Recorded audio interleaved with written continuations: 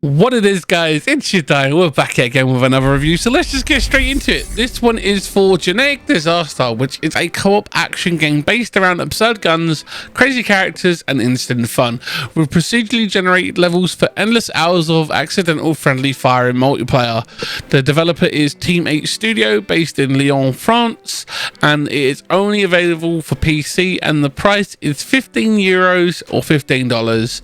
So the premise of this game is that a genetic disaster is an action-based game and on cooperation with appealing accessibility, and you'll probably die a lot, and that's just why the team can pick up to 4 players on couch co-op or through the internet.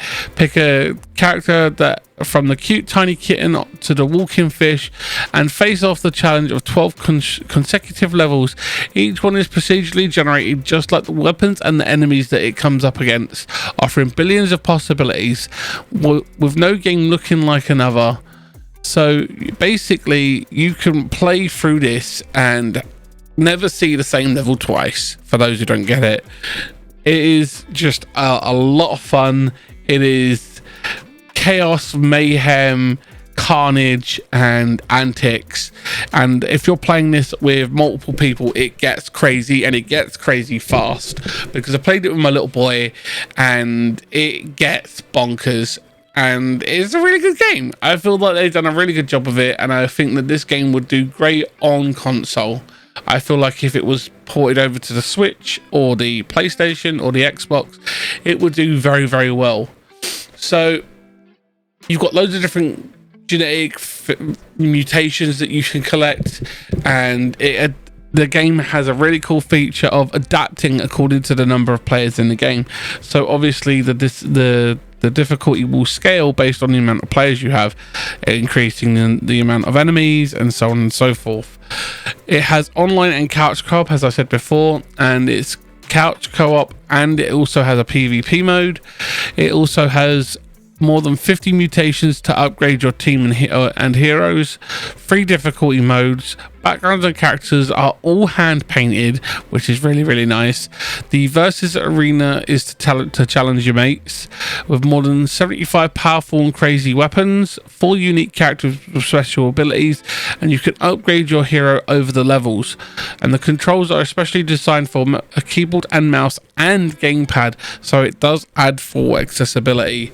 This game was played on my PC, which is a Ryzen 7 2700X with a 2060 GPU, and it ran smooth as butter at over 100 FPS. Don't forget, guys, to smash that dino button and give it a like. Greatly appreciated, and you guys are awesome for doing so. This game has had a long history. It's been around since December 2017, and they've been updating this game for a long time, and it just recently got a big 2.0 update, and that's why I'm covering it now. The 2.0 update is actually quite good and done a really good job of it, and they've really pushed the frame rates and made it run better and improved its accessibility, and it's really, really good game, and it plays well. And considering that this game was made back in 2017, it does stand up. It stands up to what we've come to expect from games nowadays, and the level and the refinement that is available in this game. It is a great indie game, and I definitely think that it's one of those hidden gems that may not have gotten a lot of press or gotten a lot of traction when it first released, but it does feel like a little indie gem that's hidden in the rough. And I feel like this game could do very well for content creators. You could do things like no hit runs, you could do challenge runs, you can get your community involved because you can have up to 4 people play. It is definitely something that you could also get in your family involved. If you're a content creator who has a girlfriend or a wife and children, you could definitely get them involved, and it could be a good old bash of fun for the family, and you can really bring up that production value and have a lot of laughs and jokes with your community and your family as you play the game on stream or in your videos, and it could be very interesting. So all in all, I feel like this game, whilst it isn't one of those AAA titles and has like a massive high production value and lots of money sunk into it, the gameplay and the playability is there, and the fun factor is up there, right high, and it is definitely worth picking up and giving it a go. And you'll be surprised by the amount of fun you could have with it, because it surprised me. Now, obviously, you know by now that I have disabilities, and I try and make sure that my game reviews are always covering the level of accessibility and making sure that everyone can play and be able to get involved. And it's in its options, it does have quite a few little tweaks that you can make, colorblind modes and stuff like that. They've done a lot of work with trying to make this game as accessible for everyone as possible, and that is a good thing in my book, because these sorts of features are key, especially going forward, as it's all about getting gamers involved regardless of their accessibility skill or their gaming skill. So if they are unable to use conventional controllers, accessibility controllers like the Xbox accessibility controller, or remappable buttons to make it easier for them to play, are key for games like this. And it does allow a level of accessibility in certain features and ways, and that's a good thing in my book.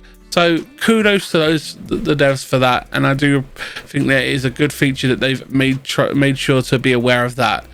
It's definitely got its scaling difficulty, and it could be difficult for lower skilled players that aren't used to the increased difficulty and the way that the game will scale based on the amount of players.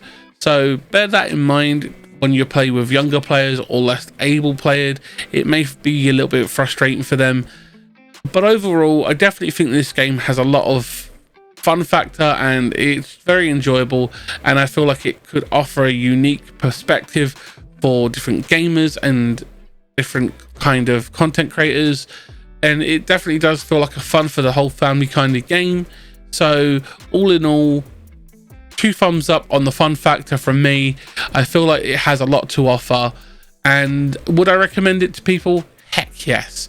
For a game that's only valued at like 15 quid, it's definitely worth the money. Wait for it to go on sale, or just pick it up when you've got the spare cash. I definitely recommend it. It's definitely one you want to have in your collection as a fun pick up and play game for generations to come. But that's my opinion. I try and keep these as unbiased as possible and give you an impartial opinion as we go through these reviews. Thanks for checking it out, guys. If you like the content, hit the like button. If you dislike the content, hit the dislike button. Remember, we are also live on the channel. We are live here Tuesday through to Sunday. We also put out shorts. We do community polls. We have all that social media stuff. You can hit us up there, and you can check out all that sort of stuff. We also have the Discord and the Guilded if you want to join those. Links to everything will be down below. And as always, I try and make sure that I link the game that I'm playing in as many platforms as possible, wherever it is available. If I do forget to do that, just let me know. I'll try and pin it in the comments section so you guys can find it. But that's my opinion. Let me know what you think. Sound off in the comments. Share the video with a friend if you think there's someone you might know that might like it, or a content creator who might like it. And thanks for watching, guys, and I'll see you in the next one. Bye.